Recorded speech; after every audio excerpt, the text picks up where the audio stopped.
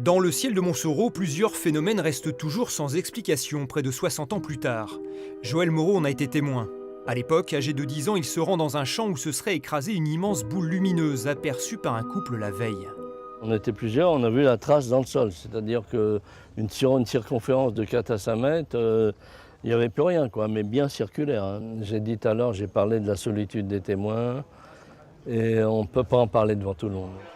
La commune des Bords-de-Loire est même citée au début de rencontres du troisième type, film référence en la matière. Alors y tenir une manifestation de passionnés d'OVNI ne semble pas si étrange. Au-dessus du toit, un disque, un énorme disque.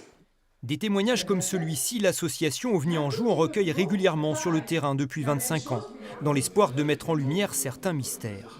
En amont, on fait un travail concernant tout type d'observations possibles, avec tout ce qui peut être astronomie, météorologique et autres. On fait un travail en amont aussi. Et après, sur place, on est de mieux définir ce qu'a pu observer le témoin. Il va de soi qu'au départ, on fait déjà un tri. Il y a un tri qui nous permet aussi de sélectionner un certain nombre de cas.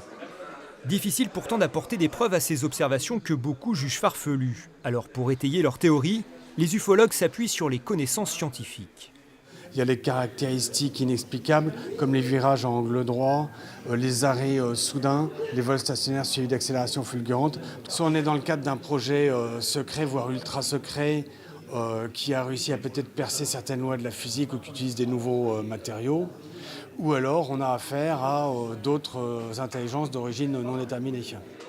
Un débat relancé par les révélations du Congrès américain qui prétend avoir recensé ces dernières années un grand nombre d'objets aériens non identifiés. Une chose est sûre, ces énigmes volantes alimentent toujours l'imaginaire et suscitent encore beaucoup d'interrogations.